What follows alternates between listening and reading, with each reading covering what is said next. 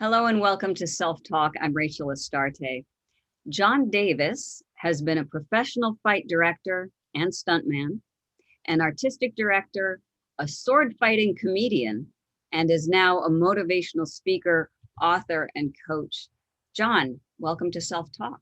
Well, thank you. I'm so happy to be here to talk with you, Rachel. After reading your profile, I'm pretty excited to talk to you as well. You know, we have so many things to say. And so let's start at the beginning. So how did you get into all of what you do? I mean, there's so much, but but let's take it from the beginning. What got It, you it, inspired to this it was, path? an interesting journey. When I was a kid, I always wanted to be the kid with the stick in the hand and pretending it was a sword. And that manifested into me starting to go to Renaissance festivals Yes. where I met two of the top fight directors in the country. Mm, And they saw a lot of talent in me as an actor and a combatant, and ended up giving me their training for free because they liked what I did. mhm. Um, and I was going for my black belt in Taekwondo, and I was really fit and healthy. And back in those days, I had long Fabio hair, Oh as opposed to this Telly Savalas stuff I got going on now. Right? And what happened was a buddy of mine said, "Hey, can you help me unload my van?" I said, "Sure." So I went out to his house to help him unload his van. He was a professional potter, and wow. his van was filled with 80-pound boxes of clay. Oh, And I climbed up into his van and I picked up the first box, the very first box, and I twisted to turn to set it outside of the van, and my spine broke in two. what? My spine broke in two, and I collapsed. I was paralyzed, and they took me to the doctor. Doctor says, "Mr. Davis, you have a condition known as spina bifida occulta," and I promptly said Gesundheit. Because I had no idea what that was. Basically, three of my vertebrae right at my pelvis never formed properly at birth, Oh, and when I twisted that day, I literally broke the top part of my spine off and pinched off my spinal column. oh my Um, he told me that day, he says, "You may never walk again, and even if you do, you definitely will never have a physical career." God. Mm, And while I was lying in the hospital bed, somebody gave me a book called The Tao of Jeet Kune Do by Bruce Lee. mm, And in that book is a very interesting book because it's his philosophy towards martial arts, as opposed to a martial arts style. mhm. Um, and he wrote it when he was in traction in the hospital, had just been told he'd never do martial arts again. Wow. And he did every movie that we know him for after that. Huh. So I read that book and I got really into a couple things: staying very present Mm, and managing my fear, and also being very flexible, mentally flexible. And in the process of that, I decided not to take the doctor's belief and take my own belief, my own creation. And I started just exercising my neck muscles and then my upper back muscles. And then over the course of several weeks, I eventually got past my hips. So I actually were able to flex my hips. At a year, by the time a year came back around, I was back to where I would consider being a normal person, but mm, not back to my rock hard masculine self like I was before. And a year and 6 months, I was all the way back to where I was physically. mm. And I climbed up on top of a tower, a 3-story tower, and jumped off into a fall pad. And then I went on to do over 4,000 live comedy sword fighting stunt shows all over the world. I worked in Hollywood with movie stars and on films. I climbed Mount Sinai and Machu Picchu, and I've been swam the blue lagoons of Iceland. I've been to 30 countries around the globe.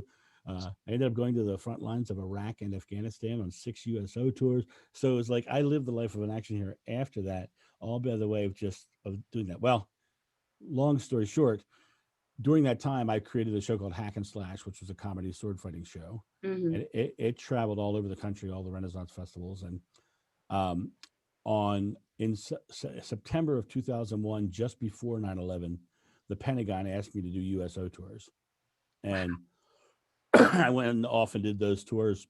But I found that when I was on stage performing, um, I was enjoying the time off the stage more than on the stage, because Mm, what was happening off the stage was I was taking all the things that I had learned on how to achieve things and how that you're the creator of your experience, and I started helping people achieve that in their life. mm. So then I said, how do I combine this new passion of helping people, break past their limiting beliefs and their barriers, and also do whips and nunchucks and comedy and cool stuff, right? Right, right. So I created the corporate action hero, and now what I do is I go into corporations all over the world, and I literally awaken the interaction here in their teams, and I get them moving forward. And uh, the one of the main things I do, and I think you would find this interesting as a psychotherapist, is the the main speech I do ends with me dragging the most timid person I can find in my audience on stage, and in under 5 minutes, they learn to crack a whip and take targets out of my hand. Wow. Yeah. That's amazing. So I have to pause and ask you, how do you manage to work with the most timid person in the room when they're like, no, no, no, I don't want anything to do. I don't want any attention. How do you do it? Well, the number one thing that we all deal with is our fears. Right. And as Buddha said, the secret to enlightenment is the eradication of fear. Mm-hmm. And so if you're leading someone through anything, you have to realize that it's their experience that you're leading. So you have to manage their fears. So I bring that person to the stage, but as they walk on the stage, the first thing I say to them is I say, thank you so much for helping me. So now what I've done is I've given them a positive, thank you, a gratitude. And then I also have put them in purpose of helping. Right. By giving them that section. Then I turn to the audience and I say, isn't she a rock star? Mm-hmm. And they go, woo, they cheer for her, right? What's her biggest fear? Her biggest fear is being in front of those people, right? Right. And where that fear is based is she wants their love. She wants their acceptance. Right. And what I just did was I just took that fear off the table, right? Right. Like, what if I make a mistake? Baby, I got to work with these people, Right. Exactly. It's all fine and good for him, but lunchroom, Right. But what happens over the course of the next 5 minutes is very fascinating, because I never talk about whips ever. Okay. I talk about fishing. We're just going to go fishing. I'm going to teach you how to cast a fishing rod. So I'm keeping her in the mindset of a calm, serene day on the lake fishing, right? And even when I say, okay, let me get you a fishing rod, and I pull out a bullwhip, now new fear gets introduced into her head, right? So before she can even think about that, I say, we're just using this as a fishing rod because it's the same action. So I'm already negating the fear that she has. Right. Because when you pull out a bullwhip, people think pain, danger. Some people think Frisky Friday night, but we don't want to go there, right? We want them to stay with this clean intent. Then she's still holding a whip in her hand. So I want to mitigate it even further. So I have half the audience do a fish face. They're doing this. Right. Now she's laughing in this moment that could be very stressful for her. Sure. And then I say, choose the fish you want to catch and cast your fishing rod. And she kapoom, and the whip cracks because it's the same motion. You're right. So I said, catch another fish, kaboom, catch another fish, boom. So she cracks like 4 or 5 times. Then I reach into my bag and I pull out a target. And what the targets are, they're pretzel rods because they make the perfect target, right? So I pull it out and I hold it out. Now she has a new fear. Her new fear is she's going to hurt me. So I look her in the eye, and this is the part that I think you'll really appreciate. I look her in the eye and say, did you hear it crack? And she says, yeah. I said, so you already know how to crack a whip. You already know how to crack a whip. And I actually do the hand gesture and all, because the hand gesture it's that wiping action that takes that. Yeah. And what I did was I basically shift her time frame from learning the skill to knowledge of the skill. In that second, just by letting her know, look, I get her to acknowledge that she did it. And then I get her to forget the fact that she has to keep learning. Put her in the space of I know it now. I know how to crack a whip. I said, so you already know how to crack a whip. You already know how to crack a whip. I promise you're not going to hurt me. That's the first thing I say to her, right? I promise you're not going to hurt me. Yeah. Because that's her fear. Her fear is hurting me. And she says, okay. And once she lets it go, I said, all I want you to do is look right here on the target and just cast your fishing rod. And they go kapow, and they take it right out of my hand every time. It's amazing. Now that timid person has just had a life-changing experience. Yeah. Life-changing, because they are in front of 1,000 people sometimes, and they've just taken a target out of my hand with a bullwhip, which is a cool thing to do. If you really think about it, right? And that audience is going crazy cheering for them. Right. And the people in the audience who know her as timid are like, oh my God, I can't believe she did it. So they're having an experience too. To me, it's the greatest thing that I do on stage is watching that transformation right there in front of me. Yeah. And I hear a lot of NLP, a lot of neurolinguistic programming in there too. Even with the hand gesture, the brain is constantly processing and trying to put things in their place. And when you're able to talk someone through, and I love the wiping the slate, it makes a difference, It does. right? Yeah. And Because, you know, this gesture, a lot of people don't realize it's a natural gesture we all do. yeah. Somebody says, gosh, you look great today. Go stop. You know, stop. Right. Like, done that, right? Yeah. So it's built into our psyche already Right. that means clean the slate. Mm-hmm. So, and then with her specifically in that moment, I get her to anchor with the idea of she heard a crack. And quite honestly, in neurolinguistics, that plosive sound of the whip cracking is a magnificent anchor. Mm-hmm. Magnificent anchor. So I say, did you hear it crack? So now she's anchored to that. And then I go, Remembering that. then I start the positive reinforcement with the head nods. I go, so you Right. already know how to make it crack. Right. And even overlaying we're casting a fishing line, as opposed to, this is a weapon that you're Right. about to use. You know Right, what I mean?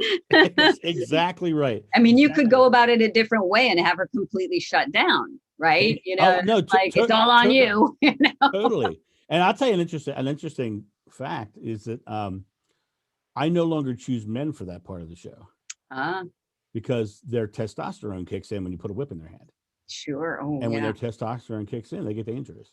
Mm-hmm. But a woman will get up there and she'll stay very focused and she'll stay very Mm-hmm. clean and she'll go, okay, I'm Mm-hmm. getting the job done.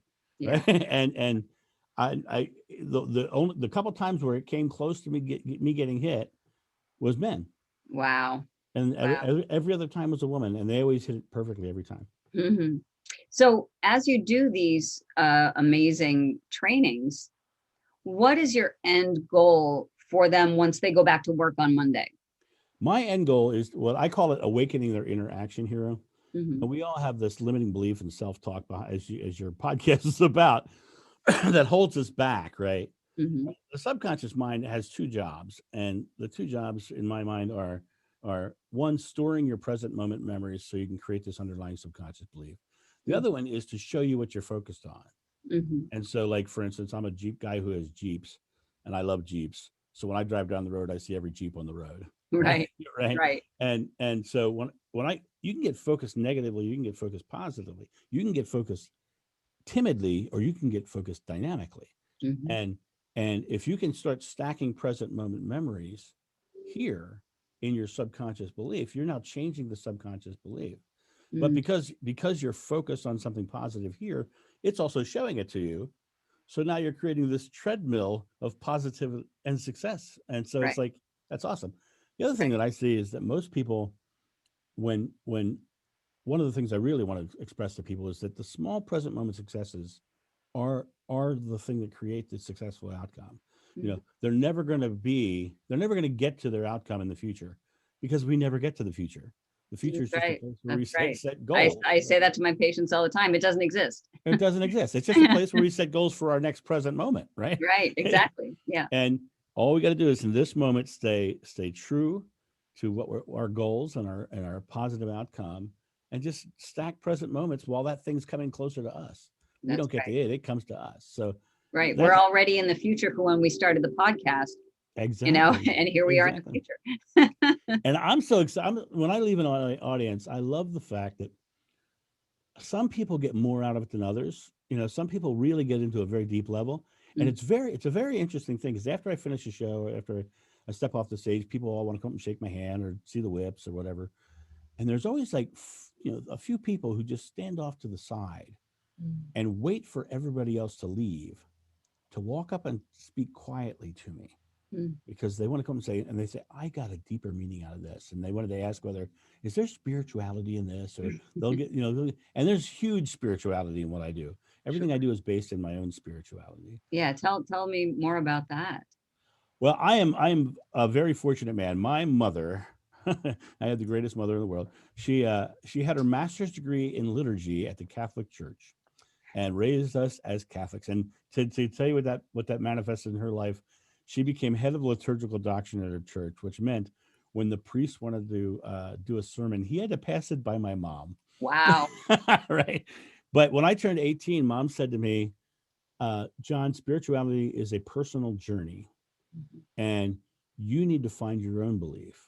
Mm. And she says, I hope you come back to Catholicism, but you need to find out what you believe, because that's, so I went off and I did all the studies. I mean, traveled through India. I've read the Bhagavad Gita, the Vakanamrut, the Bible, the Quran, the Torah, all the studies I can find, the Baha'i faith. Then I also got into Wayne Dyer and all the New Agers too. Mm-hmm. And I just found such universal truth in all of it. Yeah. And Buddha says, what you think you become, you create your world. Krishna said, you're the culmination of your thought. The Bible says, as a man thinketh, so is he. Mm-hmm. So what we think about ourselves and our experience is creative. And now noetic science has been proven that when you think, you can actually measure the thought waves. Mm-hmm. And when you focus the thought waves, they stop at the point you focus on. Mm-hmm. They don't pass that spot. So we literally are creating with our very thought. Yes. and our belief. Yeah. And that's physics too. yeah. I can't seem to do a podcast without talking about quantum physics because I'm a geek, but well, you and me together, sister. Seriously. But what you're saying is very simple. And I love that science and spirituality are coming together, because it only just proves that, as you said, it's connected, and ultimately all of the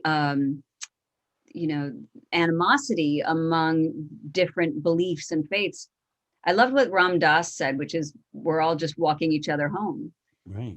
Ultimately we came from the same place, we're going back to the same place, and it constantly is in flux, and it's beautiful and all that. So what we're doing in this life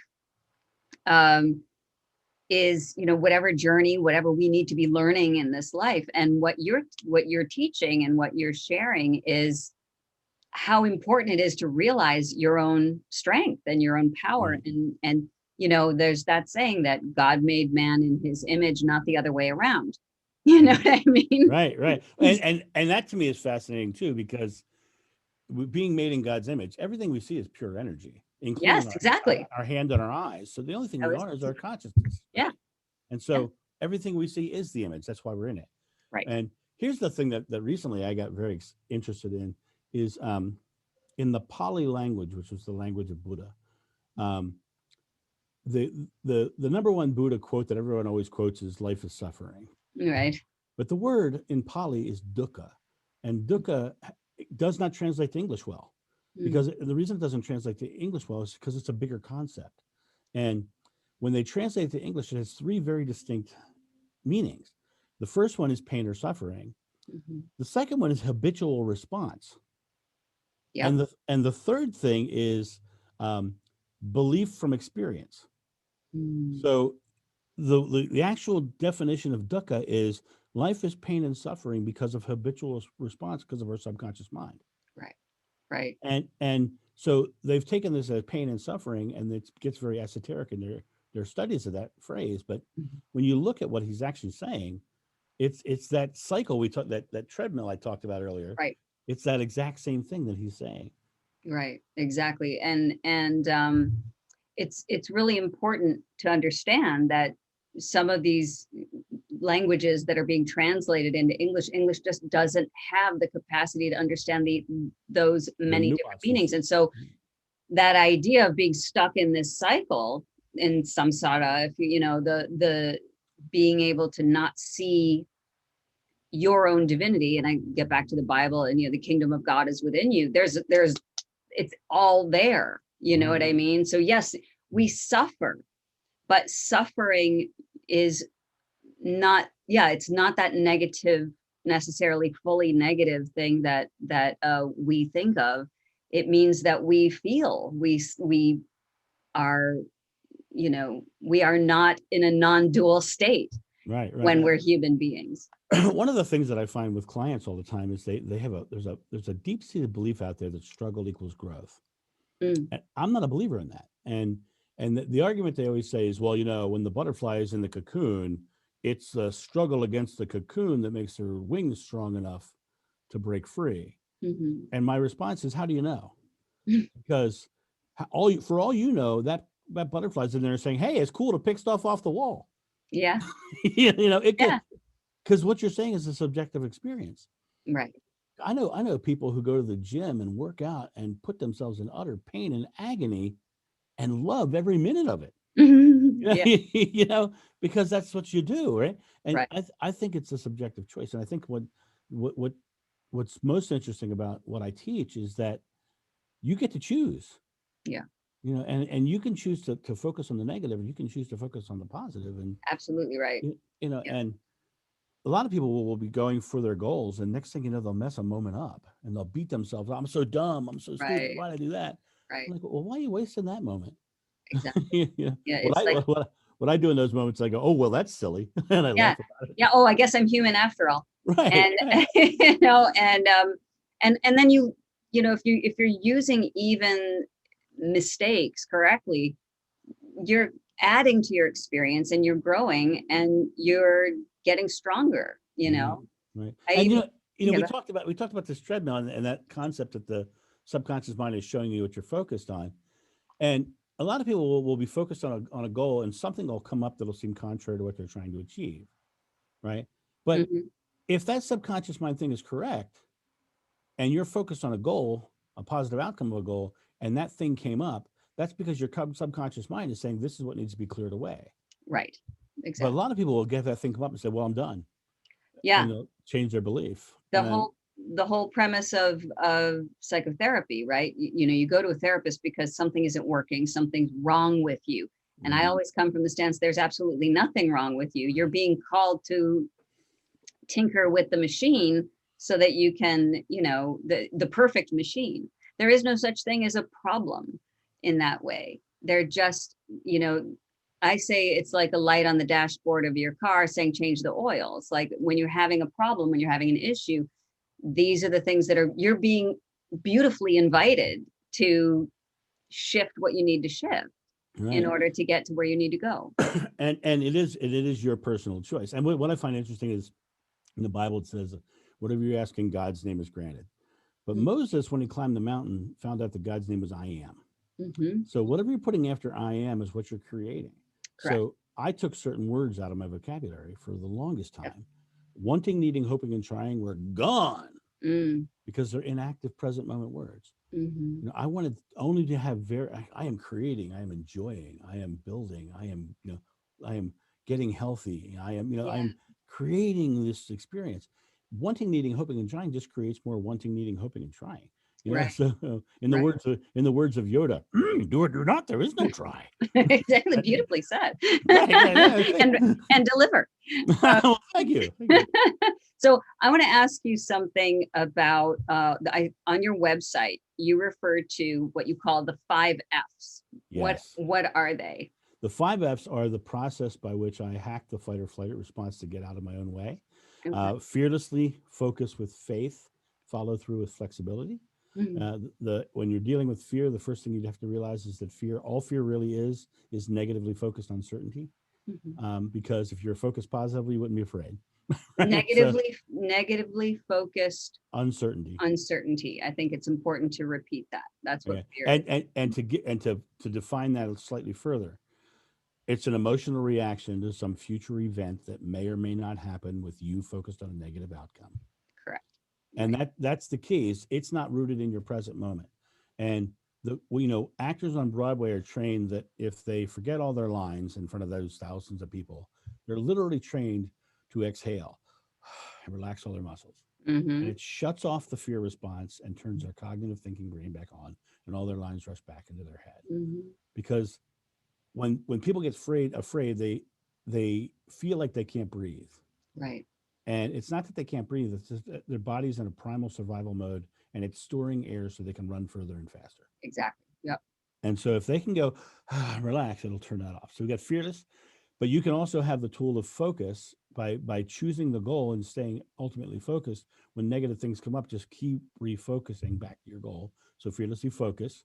The Mm-hmm. middle one is faith, belief, confidence that you can do it. Mm-hmm. You have to literally give yourself permission to, number one, be fallible, but number two, to believe it. You have to give Right. yourself permission to believe it. Next thing is follow through, taking the small present moment actions. And what's interesting is when you take small present moment actions, you make them successful, they start to stack And trust is developed by results over time. Mm. And so your faith will build the more you stack these moments. Right. That's That's right. growing. And the last of the 5 F's is flexibility. When something does come up, realize that it came up to be addressed, not to be hindering your progress. Right. Right. That's beautiful. And so, I mean, and that's a really wonderful way to approach anything, Yeah. Yeah. anything in your life, whether it's work or personal relationships or even your own spiritual journey, Right. Right. you Well, know? in Sufism, they say God is on one side of a veil and we're on the other side of the veil. And our life is the struggle against the veil, and the veil is our fear.